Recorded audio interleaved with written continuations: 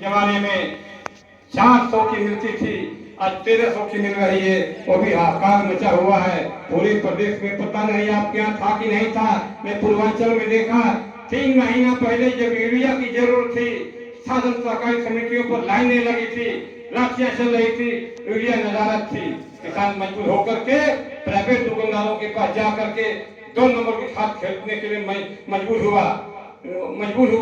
जब समय से यूरिया नहीं मिलेगी, डीएपी नहीं मिलेगी, पानी नहीं मिलेगा।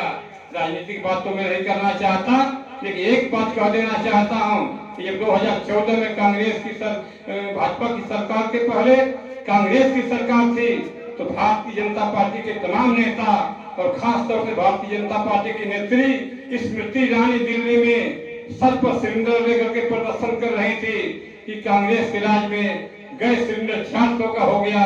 तो भोली भाली जनता समझती थी कि लगता है कि इसकी सरकार आएगी तो गैस सिलेंडर 300 का हो जाएगा। उसी तरीके से भाजपा के लोग कहते थे कि डीएपी महंगा हो गई, 400 की मिल रही है। किसान समझता था कि डीएपी 250 की मिलने लगेगी, इसका राज आएगा। तो उसी तरीके से डीजल महंगा हो गया, आसमान छू रहा है, पेट्रोल महंगा हो गया, तमाम खाने की सामग्री महंगी हो गई। भोली भाली जनता समझती थी कि इसका राज आएगा, सब सामान सस्ता हो जाएगा। आज कंपैरिजन कर लीजिए, तुलना कर लीजिए। मैं कांग्रेस का समर्थक नहीं हूँ, मैं लेफ्ट पार्टी का नेता हूँ, बिलोंग करता हूँ, कि किसानों के बीच में रहता हूँ। कांग्रेस सरकार के जमाने से लेकर के अब तक तुलना कर लगे तो नमक से लेकर के मसाला, मिर्च, धनिया तक, रिफाइन तक सबका दाम पर चुनाव बढ़ गया।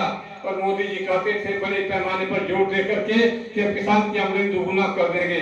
कहाँ से दोगुना कर देंगे? खेती में लगने वाली सामग्री डीएपी 3 गुना महंगी हो गई, यूरिया महंगी हो गई, जिंक महंगा हो गया, बीज महंगी हो गई, आमदनी दोगुना कहाँ से होगी? इसका फॉर्मूला बताइए। ऐसे परिवेश में किसानों को समझने की कोशिश करना चाहिए। और किसान भाइयों, आपके बीच में कहने आया हूँ, कोई ताकत नहीं है इस देश में। जो कुछ भी हुआ है, जो साथी तनिक भी अखबार पढ़ते होंगे, मोबाइल का प्रयोग करते होंगे, इस देश में जो कुछ भी मिला है किसान संघर्षों की वजह से मिला है। संख्या पर मत जाइए, संख्या कम है या बेसी है इस पर मत जाइए।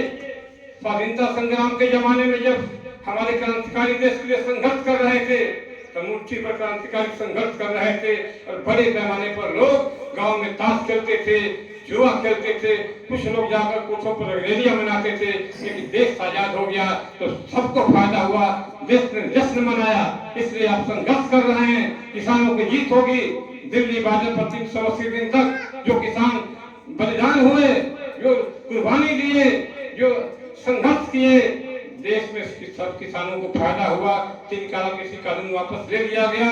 उसी तरीके से एक बात को समझिए, 2021 की बात केशव यादव जी कह रहे थे, जो किसान सम्मान निधि के रूप में मोदी जी दे रहे हैं, 2003 किसानों को दे रहे हैं। इसके बारे में समझिए, मोदी की 19 में चुनाव होने जा रहा था लोकसभा का, और 2018 में अभी उस समय की संयुक्त किसान मोर्चा नहीं था, बीएमसी के नेतृत्व में ऑल इंडिया किसान समन्वय संघर्ष समिति के बैनर के नीचे 10 लाख किसान जंतर मंतर पर धरना दे रहे थे।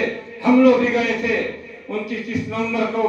तो उस धरने के दूसरे दिन धरने जंतर मंतर पर राहुल गांधी से लेकर के तमाम लेफ्ट के नेता, समाजवादी पार्टी के नेता, भाजपा को छोड़ करके सब दल के नेता आते हैं और अभिवादन करते हैं। किसानों की मांग जायज है।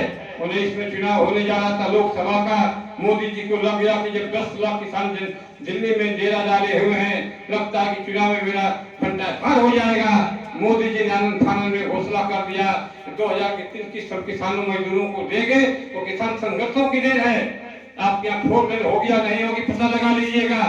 इस देश में जमीन लेने का भी केशव यादव जी का जमीन लेने के संबंध में, इस देश में जमीन लेने का एक कानून बना था अंग्रेजों के जमाने में। इसका नाम था भूमि अधिग्रहण कानून 1894। इसको अंग्रेज बनाए थे। जिला प्रशासन, प्रदेश सरकार का मुख्यमंत्री फरमान जारी कर देता था, तो औने पौने दामों पर नहीं के बारों पैसा मिलता था और जमीन किसानों की चली जाती थी। लेकिन लंबे संघर्षों के बाद 2009 से लेकर के और 12 के बीच में नंदीग्राम बंगाल में मेरी पार्टी की सरकार थी, मोर्ची की सरकार थी। नंदीग्राम सेंगूर के बाद नंदीग्राम सेंगूर के बाद उत्तर प्रदेश के भट्टा परसौल का आंदोलन, मंदसौर का आंदोलन, मध्य प्रदेश में कुल मिलाकर सरकारी रिपोर्ट के मुताबिक किसान आंदोलन में 3 दर्जन पुलिस से किसानों की जान गई थी, पुलिस की गोली किसान मारे गए थे। इसके बाद आखिरी मूवमेंट में भट्टा परसौल में राहुल गांधी आते हैं। जो साथी पेपर पढ़े होंगे वे जानते होंगे, समाचार निकला था कि कांग्रेस का जो राज भट्टा परसौल में चुपके से आया और मीटिंग में बोलकर चला गया। राहुल गांधी आता है, कहता है भाइयों, श्रद्धांजलि सभा थी भट्टा परसौल के भाइयों, उत्तर प्रदेश ही नहीं देश में कहीं की जमीन आपकी नहीं ली जाएगी, आपके मर्जी से ली जाएगी। लोकसभा के अंदर जाने के बाद राहुल गांधी